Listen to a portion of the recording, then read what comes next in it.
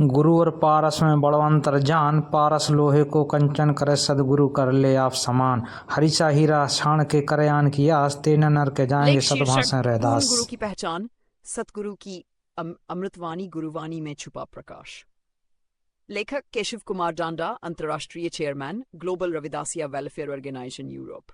प्रस्तावना।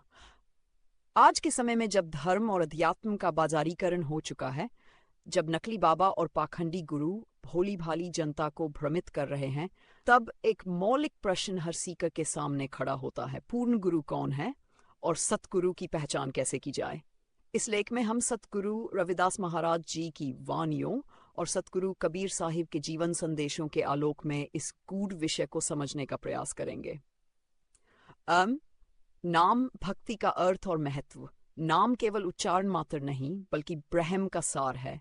सतगुरु रविदास महाराज कहते हैं, ऐसा चाहूं राज में जहां मिले सबन को अन्न, छोट बड़ो सब सम बसैन, रविदास रहे प्रसन्न। ये वाणी केवल सामाजिक समता का की नहीं करती, ये नाम भक्ति से उत्पन्न आंतरिक क्रांति की बात करती है। नाम भक्ति वह आग है जो आत्मा की गहराइयों में उतरती है और अहंकार को जला देती है। सतगुरु की पहचान है जो शिष्य को स्वरूप साक्षात्कार कर करवा दे, जो अंधकार को चीर कर ज्ञान का प्रकाश प्रकट करे। सतगुरु कबीर साहिब कहते हैं, शब्द ही गुरु है। सतगुरु कबीर। ये कथन स्पष्ट करता है कि सच्चा गुरु कोई व्यक्ति नहीं, बल्कि शब्द का अनुभव, ज्ञान की प्रज्वलित मशाल है। जब तक गुरु तुम्हें अपने में नहीं खो देता और परमशून्य अवस्था में नहीं पहुंचा देता, वह पूर्ण गुरु नहीं हो सकता। आज समाज में बहुत से नकली गुरुओं ने सतगुरु शब्द को व्यापार बना दिया है। ये लोग सतगुरु रविदास जी, सतगुरु कबीर जी की वाणी का उपयोग कर अपनी दुकान चला रहे हैं। ऐसे में ये पूछना जरूरी हो जाता है, क्या वह गुरु तुम्हें भीतर से मुक्त करता है? क्या उसके शब्दों से तुम्हारे भीतर प्रकाश फूटता है? क्या उसने तुम्हें निर्भय किया है? यदि उत्तर नहीं है, तो समझो वह गुरु नहीं, केवल एक धर्म गुरु है जो परंपरा का नाम बेच रहा है।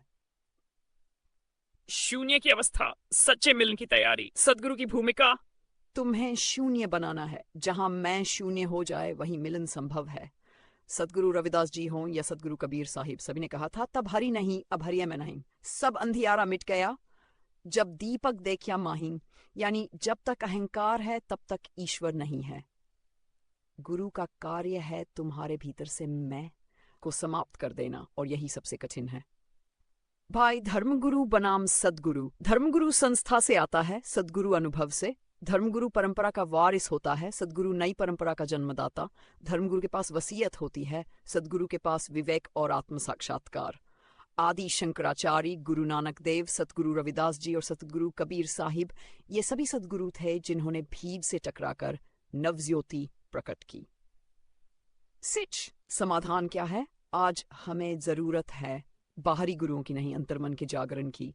समाधान है सतगुरु की अमृतवाणी को पढ़ना, समझना और जीना। सतनाम का अभ्यास करना, परिशुद्धंतकरण से हंडी गुरुओं को अस्वीकार कर सत्य और विवेक को अपनाना। उपसंहार, आज समय की पुकार है कि हम सतगुरु रविदास, सतगुरु कबीर साहिब जैसे महापुरुषों की वाणी से अंतर्ज्योति जलाएं, शून्यता को अपनाएं, डर को त्यागें और सत्य की सीढ़ियों से उतरकर परमात्मा से मिलन करें। जो बोले सो निर्भय।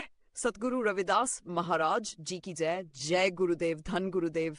लेखक केशव कुमार डांडा, अंतर्राष्ट्रीय chairman, global Ravidassia welfare organisation Europe. बब्बर शेर की गर्जना, 5 शत्रुओं को हराकर अमृतवाणी से जागृत होने की क्रांति के लिए गत गुरु, कुल गुरु, गुरुओं के गुरु, सतगुरु अमृतवाणी सुने जी।